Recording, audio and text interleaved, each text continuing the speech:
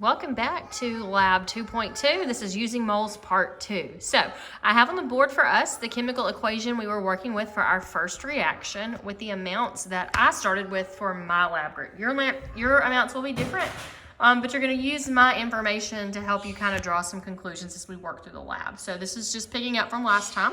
I have our beakers here, so I'm going to show them to you so you can see what happened. This is our aluminum and copper chloride reaction. So you can see the blue color is gone. I still see lots of aluminum left in my beaker. And if you look on the bottom, there's lots of these little red tendrils in there. So kind of look a little bronze. Let me get to see if I can get a good angle. You can kind of see them all in there. That is the copper that has been displaced from our copper chloride. So the blue stuff disappeared because all of our copper has gone from that beautiful ion form to its solid form. We'll learn later what has actually happened to the copper. It's been reduced, so it's gained some electrons. But anyway, that's beyond our scope now. So we can see there's lots of our aluminum left over, so obviously it didn't get all used up. But part of our process today is we're gonna be capturing this copper from the bottom. We're gonna do the same with our other reaction. So this is our second reaction. We looked at reacting baking soda and vinegar to make some acetate. Solution on the bottom. And you can see there's a liquid and then there's this white powder on the bottom. We'll talk about that reaction here in just a second.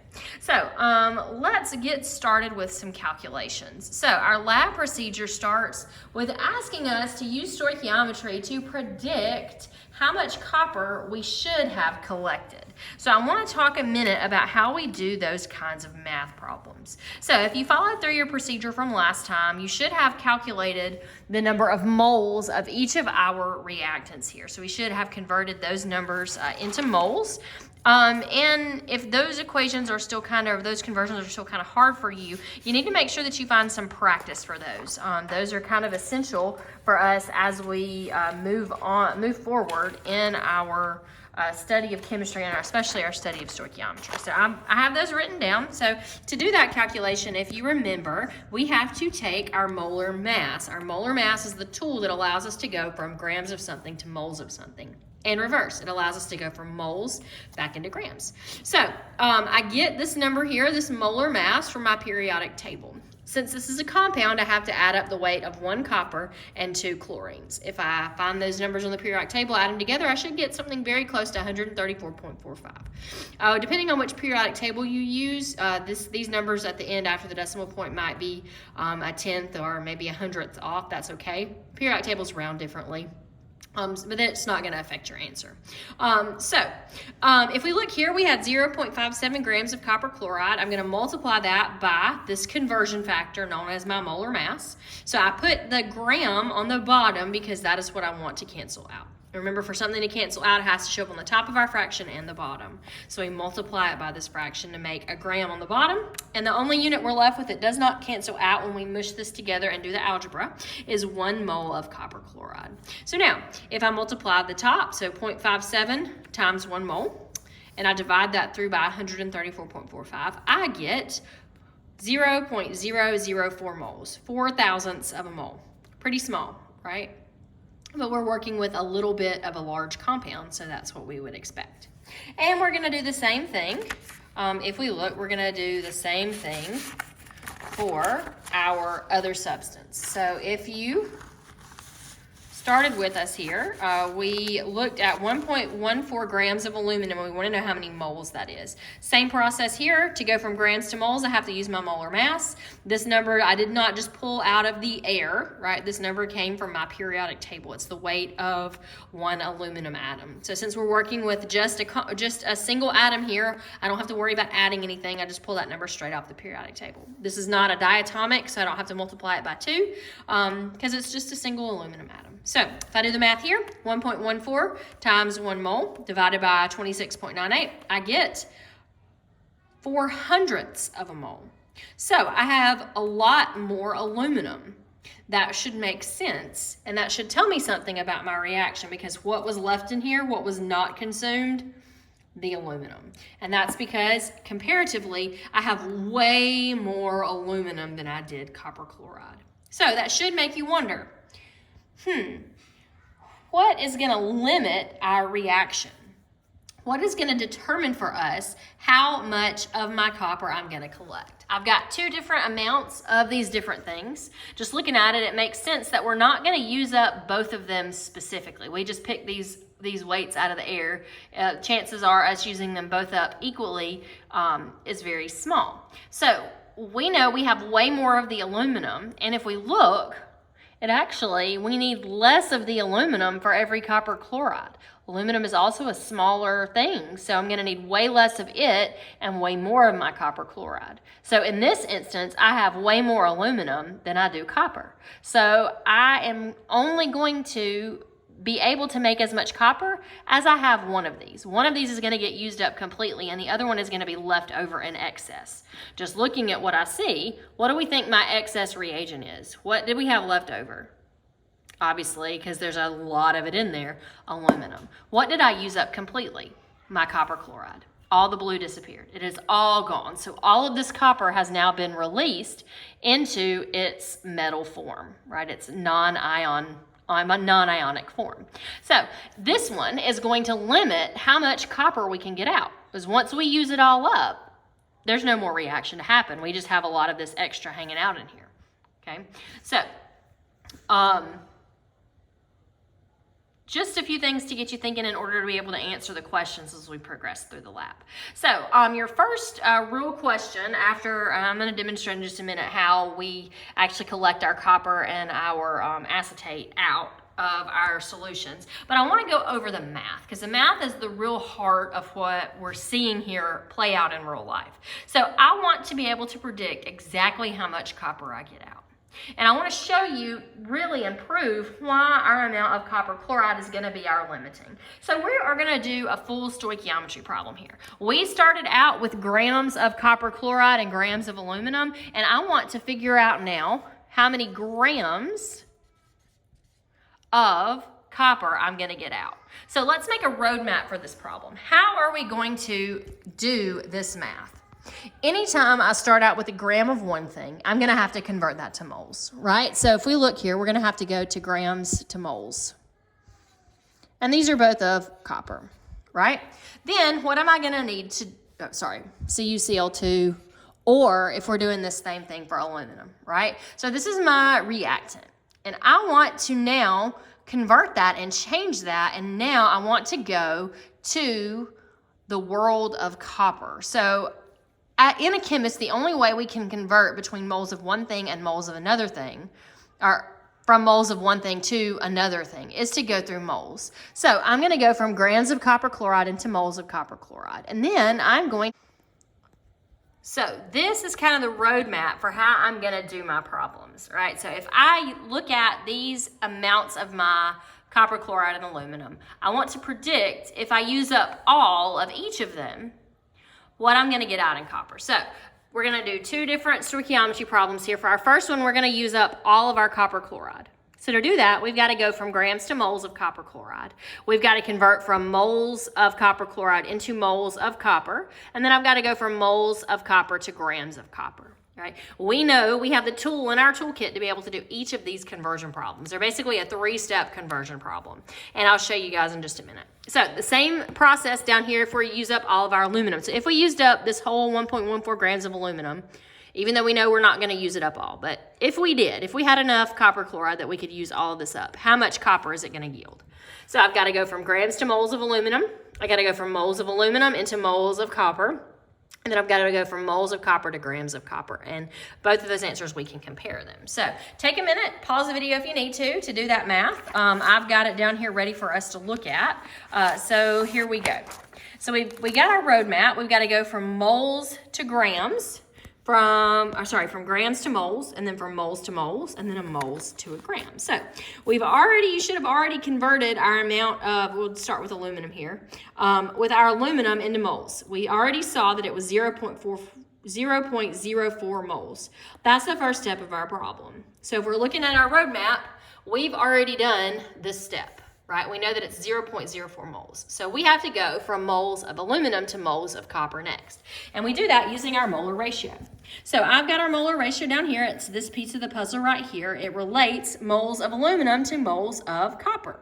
Where did I get these numbers from, though? Did I just pull them out of the air? Is it just some chemistry knowledge that only chemistry teachers are privy to? No. It is knowledge that you have available to you because you balance the chemical equation. So these numbers for our molar ratio come from the recipe of this chemical reaction. Our what we call stoichiometric coefficients, or the coefficients in our balanced chemical equation. So we just have to look at what things we're making a ratio of and pull the numbers. So right now, I need a ratio of aluminum to copper. So I have to look up here and I see aluminum has a 2 in front of it and copper has a 3. Aluminum, 2 moles of aluminum for every 3 moles of copper for this specific reaction. This won't always be true because there are other reactions that aluminum and copper trade places in, right? But for this reaction of copper chloride and aluminum, this ratio is true based on our balanced chemical equation. So if we stopped and just did this part of the math, we would be left in moles of copper because I haven't done my last step. So once we do that, we have 1 step left to go. We've got to go from moles of copper to grams of copper, and that's pretty easy because we have the periodic table and we just give our molar mass. So this is kind of like the first step of that problem up here, except now we're going from moles back into grams and we're working with copper instead of aluminum. So this 63.55 grams, where did it come from? It came from the periodic table. So I got that right off the periodic table. I'm just working with copper, so it's just an atom. I just need that number, 63.55. I don't have to add it to anything. And now, if I do all this math, 0.04 times 3 times 63.55 divided by 2, I should get 3.81 grams of copper. Okay? We're going to do the same process, except now we're going to use up all of our copper chloride. So let's look at that one. So here is it. Let me move that. Let's move this over. Okay. So we've got our 0.004 moles of copper. This is way smaller, so we would expect a way smaller amount of copper out at the end, right? Because we've got way less moles of copper chloride. So we've already done the first step of our roadmap. Our roadmap up here is to go from grams to moles of copper chloride. We've already got our moles of copper chloride, so what's next is for us to use that molar ratio to go from moles of copper chloride to moles of copper. So once again, these numbers right here came from our balanced chemical equation. I look up there and I see a 3 in front of copper chloride and a 3 in front of copper. So some of you guys might be thinking, well, 3 over 3, doesn't that simplify to 1? And the answer is yes. So really when we divide this out, that's just going to simplify to 1. You can go ahead and simplify it if you want to, if your brain works that way, but if you need to see the steps of multiplying it all and dividing it all, you'll get the same answer either way. So we used our molar ratio. Our next step on our roadmap is to go from moles into grams of copper. So I've got that right here. I've got moles of copper. I'm going to multiply it by its molar mass in grams. This number once again came from the periodic table for copper. You'll notice that this last part of the problem looks exactly the same as the one when we did this for aluminum. And that makes sense because we are converting both of those amounts into the same thing, the amount of copper. So this last part is exactly the same. And once we do all that math, 0.004 times 3 times 63.55 divided by 3, you should get 0.25 grams of copper. So why are these numbers different? Why, if we used up all of our copper, will we get 0.25? Why will we get 0.25 grams, but down here we get way more, 3.81 grams? So, which one are we really going to get? When we weigh our canister over here, is our number going to be closer to this or closer to that? Hopefully you're seeing that our number is going to be closer to this. We only have this much copper in our container. Right, we're going to use all of this up because it's what we have the least amount of. It also limits our problem. We can never make any more copper than this because this is all we have of that ingredient. Our reaction will only proceed until all of that is used up. So this is one method for determining our limiting reactant.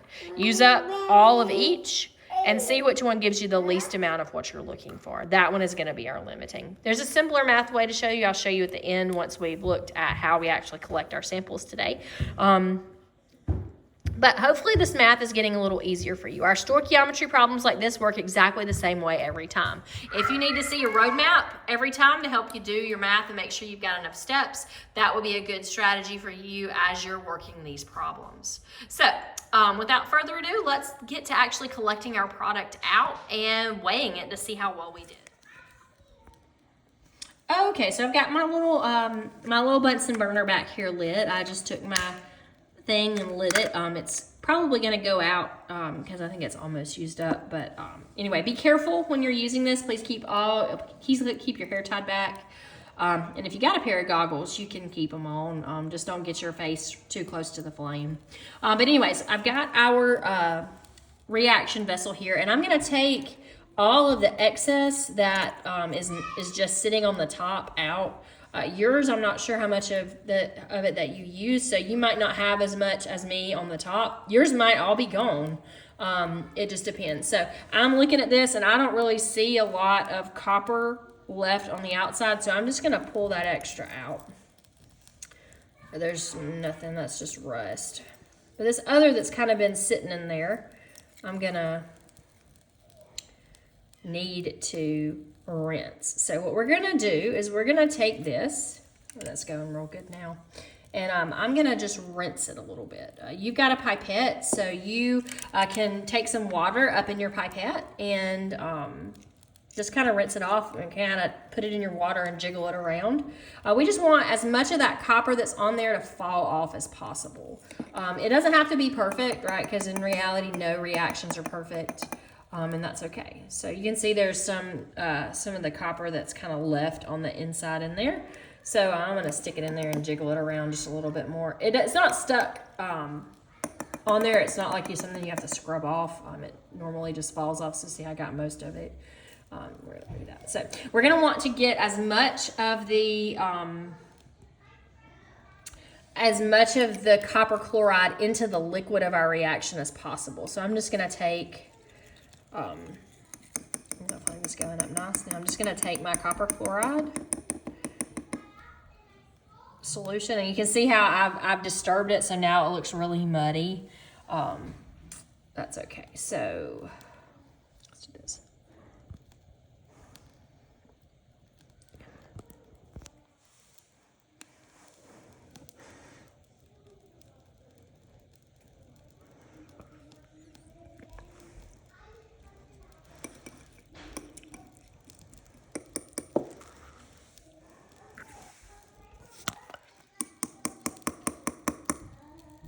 Okay.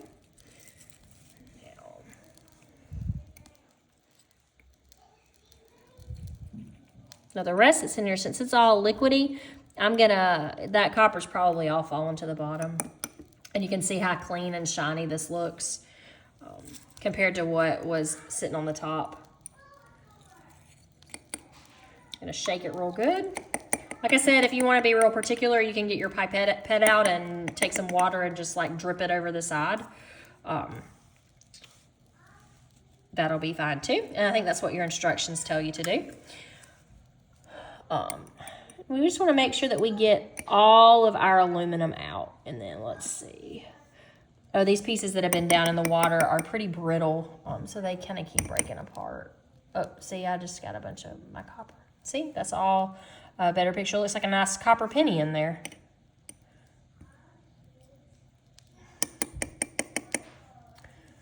Okay, so I've gotten a lot of the aluminum out.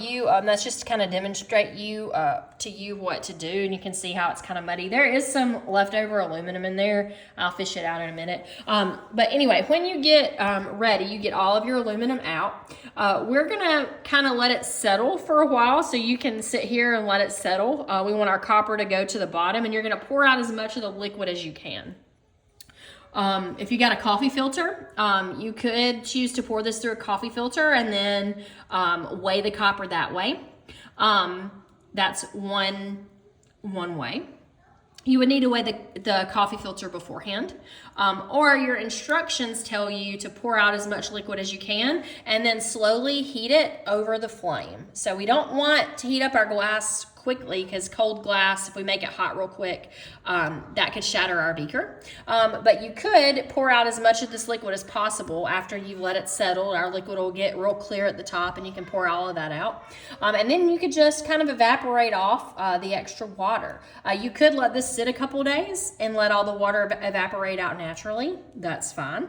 But if you want to do it quicker, you feel free to use the Bunsen burner. See, I'm just gently heating it up here. I'm going to let it sit for a little while. If the beaker just gets too hot, you can set it down and let it cool for a minute. But don't just like ram it onto the flame, because like I said, that could make our beaker crack. This is called heating it gently. This is the equivalent of sitting it on a hot plate, right? So I'm not gonna sit it here and watch it, but once you get your beaker dry or you filter it and you get all your copper out, we want the weight of just the copper. You should have weighed your beaker before, but if not, you can always, grab a different vessel, weigh it, zero your scale, and then put your copper into that. And like I said, for mine, I would expect to get somewhere close to 0.25 grams of copper. Now, no reaction is perfect. There's always some degree of error here, like some of my copper got left on this. So I would expect my number to be lower than what stoichiometry said in a perfect world we should get. So that should get you enough to be able to think through and get your data collected for this lab. Another kind of safety tip, I just put this over the flame, so this beaker, the bottom of it is hot. I don't want to sit it on something that will melt. So be sure that you are using lab safety and common sense as you're working with this. The Bunsen burners, when you want to make it go out, all you have to do is take the lid, right, and just extinguish the flame, just like that. It should go out, and be careful, because those are going to be hot, so let them cool off for a little while before you pack them up and move on with the rest. So I want to demonstrate to you as well how to collect the rest of our for our second reaction. So this was our baking soda and vinegar, right? So this process is the same as with our aluminum, except we don't have to wash off any metal, right? So you are going to pour out as much of the liquid at the top as you can. This stuff is pretty... So this stuff is pretty dense, and it doesn't really mix well with water. So you are going to pour out as much of the liquid on the top as you can, and then you're going to gently heat the rest over the flame until all of the water has evaporated out. We want to get just the weight of the white powder, so as much of that water as you can get out as possible will give you better results. But anyway, so the process for this lab is exactly the same. We're going to use our balanced chemical equation. We're going to do our stoichiometry to predict how much of our acetate we're going to get out. So we're going to use our grams to moles, moles to moles, moles to gram roadmap for both of those, just like we did for this first reaction. Your goal for that second reaction is to predict what the limiting reactant was, right? And kind of understand and explore this idea of a limiting reagent. So hopefully that gets you through the lab. Please reach out to me with any questions that you have, and I hope it's a good experience for you. Thanks for watching.